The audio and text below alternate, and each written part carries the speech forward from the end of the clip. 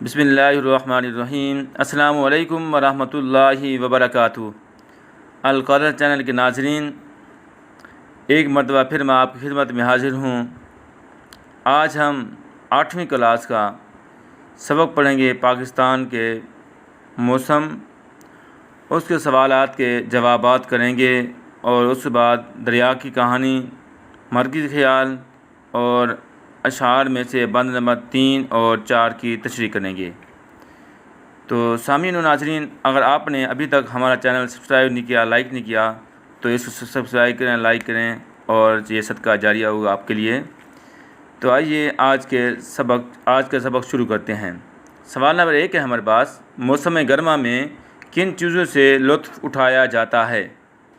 موسم گرما میں کن چیزوں سے لطف اٹھایا جاتا ہے؟ جواب: موسم گرما میں کلفیاں کھائی جاتی ہیں، فالودہ اور ٹھنڈا مشروب پیا جاتا ہے، آم، میٹھے خربوزے اور تربوز کھائے جاتے ہیں۔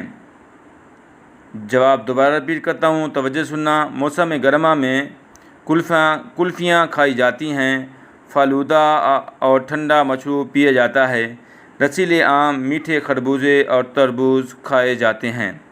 سوال نمبر 2 ہے، زیادہ آمدن والے کون سی چیزوں سے لطف اٹھاتے ہیں؟ زیادہ آمدن والے کون سی چیزوں سے لطف اٹھاتے ہیں؟ جواب: زیادہ آمدن والے لوگ سردیوں کے موسم میں پستہ، بادام، اخروٹ اور چلغوزے سے لطف اٹھاتے ہیں۔ زیادہ آمدن والے لوگ سردیوں کے موسم میں پستہ، بادام، اخروٹ اور چلغوزے سے لطف اٹھاتے ہیں۔ سوال نمبر 3 ہے، موسم سرما میں برف باری دیکھنے کے لیے آپ کن علاقوں کا رخ کرتے ہیں؟ جواب: موسم گرما میں برف باری دیکھنے کے شوقین مری، نتھیا گلی اور سکردو جیسے علاقوں کا رخ کرتے ہیں۔ جواب دوبارہ ریپیٹ کرتا ہوں، توجہ سننا۔ موسم سرما میں برف باری دیکھنے کے شوقین مری، نتھیا گلی اور سکردو جیسے علاقوں کا رخ کرتے ہیں۔ سوال نمبر 4 ہے، کن ممالک میں قریباً 12 مہینے بارش پڑتی ہے؟ جواب: ملائیشیا، انڈونیشیا ایسے ممالک ہیں جہاں قریباً سال کے 12 مہینے بارش رہتی ہے۔ جواب دوبارہ ریپیٹ کرتا ہوں، توجہ سننا۔ ملائیشیا، انڈونیشیا ایسے ممالک ہیں جہاں قریباً سال کے 12 مہینے بارش ہوتی ہے۔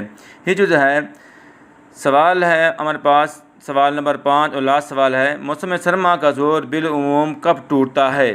جواب: موسم سرما کا زور بالعموم فروری کے وسط تک ٹوٹ جاتا ہے۔ موسم سرما کا زور بالعموم عام طور پر فروری کے وسط تک ٹوٹ جاتا ہے۔ عزیز طلباء، کل ہم نے بند نمبر 1 اور 2 کی تشریح کی تھی، آج بند نمبر 3 اور 4 کی تشریح کرتے ہیں۔ میں ہریالی کی دولت بانٹتا ہوں، میں زرخیزی کی طاقت بانٹتا ہوں، میں خوشحالی کی راحت بانٹتا ہوں، میں فصلوں میں محبت بانٹتا ہوں، میں ہوں دریا، میری طاقت ہے پانی۔ ہریالی سبزہ، زرخیزی سرسبز، خوشحالی آسودگی،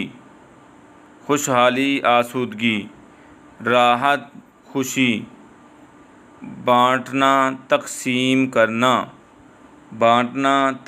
کرنا۔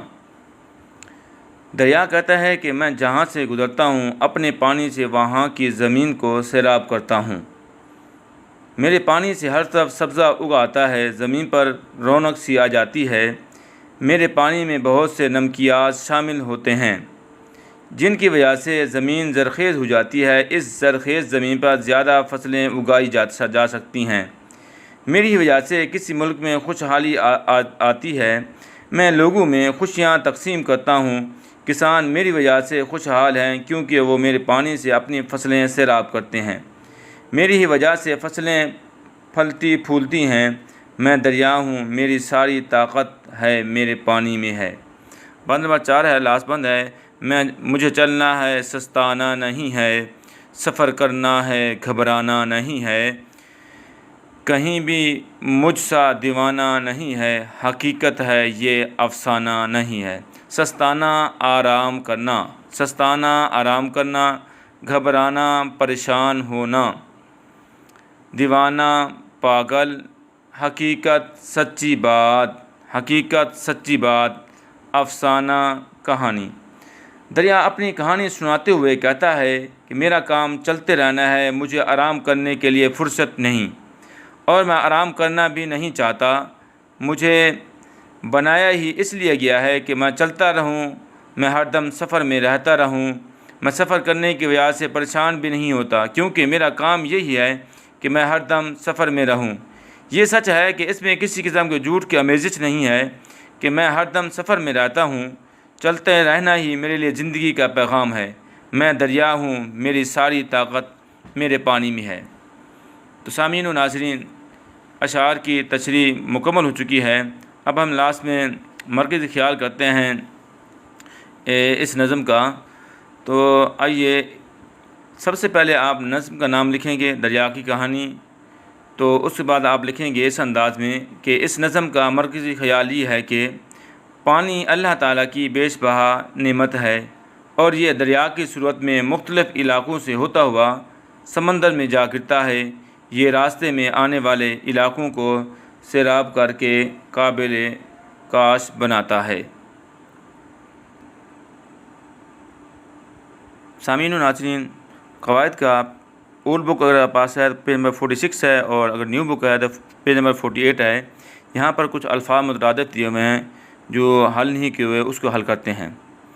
تو آپ اس طرح لکھیں گے: آسان، سہل، آرام، آسائش، آدمی، انسان، چال، رفتار، کفل، تالا، کفل، دانشمند، عقلمند، حرارت، گرمی، شکوہ، گلہ، غم، رنج، مسرت، خوشی، مریض، بیمار، طاق، محراب، ظلم، ستم، ارزاں، سستا، گراں، مہنگا، فتح، جیت، شکست، ہار، تکلیف، دکھ، دشوار، مشکل، قریب، نزدیک، مجرم، خطا کار، جنگ، جدال، یار،